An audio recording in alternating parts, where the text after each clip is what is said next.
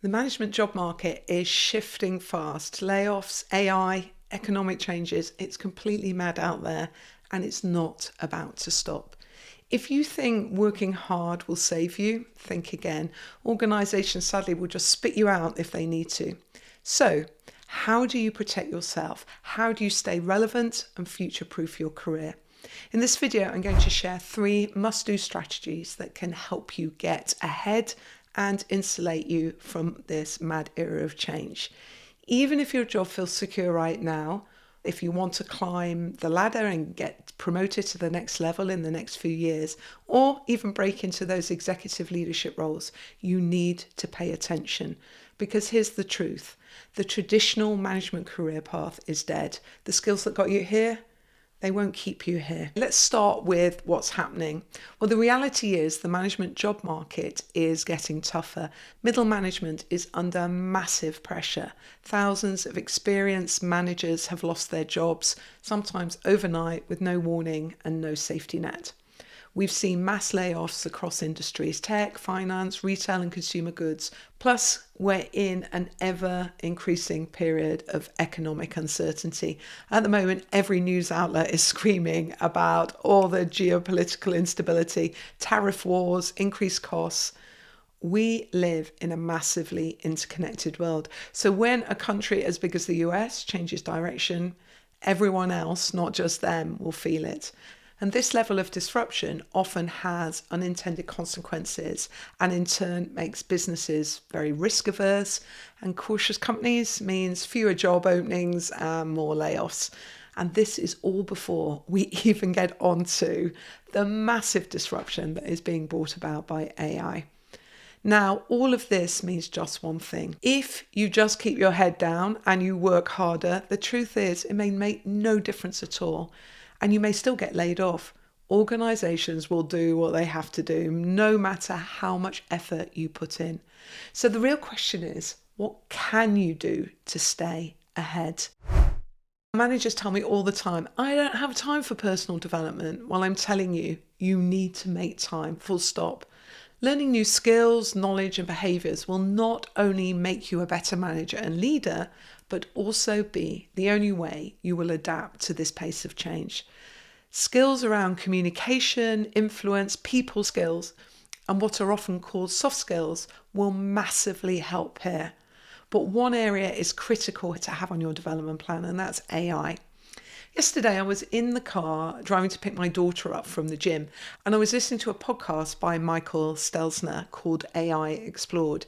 Now, he did an amazing thing, and I think it even stunned him as he did it. He interviewed on his podcast an AI chatbot called Mia from the Sesame AI app. Seriously, it was mind-blowing. The level of interaction, the way it responded, it was completely next level. It even made breathing sounds while replying and explained when it was asked why it did it, that it did it to help people trust it more.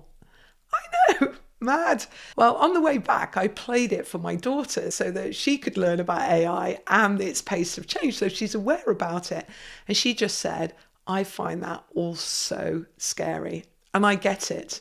And you know what? A lot of managers feel exactly the same, overwhelmed, not sure where to start, and frightened by the scare stories in the media. And because of that, they wait. They wait for training. They wait for the company to tell them what to do. But AI is moving too fast for that. You cannot, as a leader, afford to sit and wait. If you want to know the impact on your industry in the next 5 years from AI, you can ask AI yourself.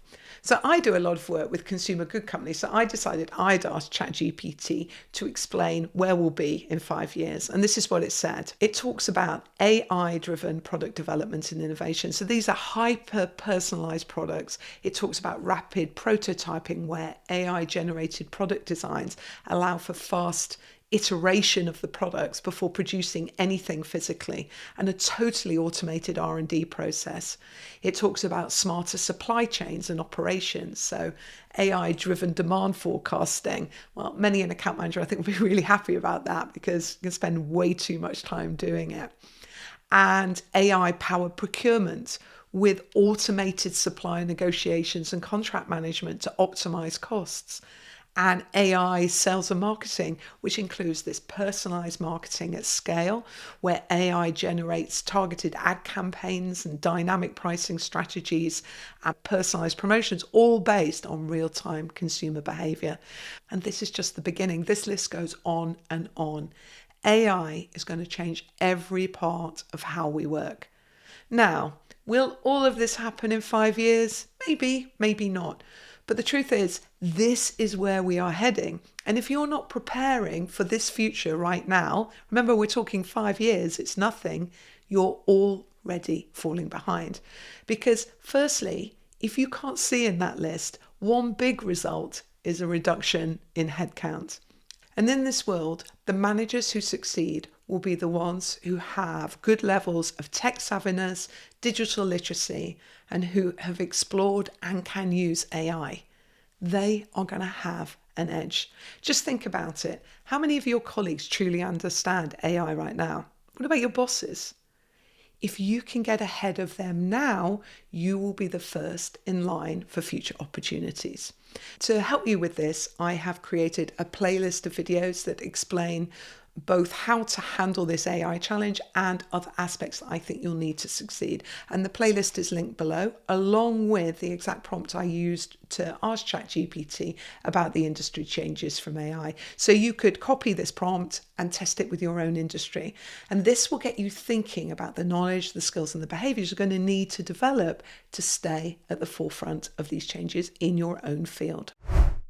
Now, I know if your eyes rolled at AI, they're definitely rolling at this one, networking. I know most of us hate the idea of it, but listen, like it or not, people hire people they know and they trust. And a recommendation can be worth so much more than loads of applications on LinkedIn. So when it comes to networking, the problem is most people don't have a system to do it. They just randomly think, I should network more, and then feel quite awkward about doing it. And that's why you need a process, 15 minutes a week to reach out, check in, and stay on people's radar. It's as simple as identifying people who could help you, prioritizing them, and then systemically reaching out, connecting, and maintaining those relationships. It's often described as establishing weak ties that, if needed, could quickly be tightened. And if you think you need help structuring your network without feeling fake, there's a video on that in the playlist. If you can feel your blood pressure rising at the prospect of all this change, the next strategy is definitely going to be important to you. Change is stressful. Layoffs, uncertainty, none of it feels good. And for managers, it's even worse, as you're not only affected by these changes, you also have to manage and lead them through your team. And it's easy for your fight, flight, and freeze responses to kick in, leaving you stuck and stressed. And this is where building strategies to improve your resilience can really help you. So here are 3 things to do that I think make a big difference in improving your resilience. Now, the first is the power of people. Other people can help you so much here, give you another perspective, guide and coach you. Sometimes it's just having someone to have a good laugh with and release the tension that can make all the difference. So I want you to think about who you go to when you need advice, who makes you laugh, who tells you the unfiltered truth. You need to keep these people close, add them to your networking list so that you prioritize time with them. Next, setting boundaries. So when things get uncertain, we tend to just work harder and harder, putting in longer hours and taking on more responsibilities. But that's not always the answer. In fact, it can make things even worse by leading to burnout and clouded judgment.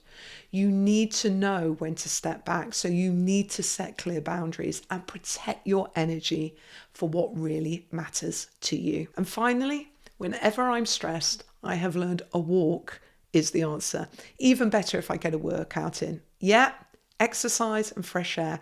Now, it's easy to think we don't have time, but you can find it. I used to go for a walk in my lunch break. I've even walked around the car park a couple of times between stressful meetings, and I've often used to get off the tube one stop early and walk home. That 20-minute walk always gave me space to think and process the day.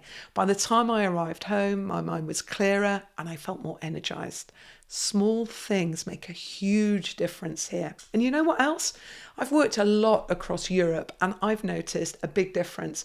People in France and Spain actually take their lunch breaks. In Sweden, they have this thing called fika, which is a small break in the afternoon for a little coffee and a little cake. Everyone stops, they sit together, they talk, they laugh. Meanwhile, in the UK and the US, we often eat at our desks. Which approach do you think builds the most resilience? So here's the reality as you look at the management job market right now. It's changing, it's unpredictable, and most managers won't take action until it's too late. The average time to find a new management position after a layoff, according to LinkedIn, is 6 months, and for many, it's much longer. So you have two choices. You can sit back and worry or take control. As the job market changes, you need to change with it. So you need to make a plan and just crack on. Start learning about AI, build your network, strengthen your resilience. These are things that will protect you. Now, to help you, as I mentioned, I've put together a playlist with practical step-by-step videos. It starts with the video on how to develop your AI skills. Watch them, take action, because the future of management isn't about who works the hardest. It's going to be about those who adapt the fastest.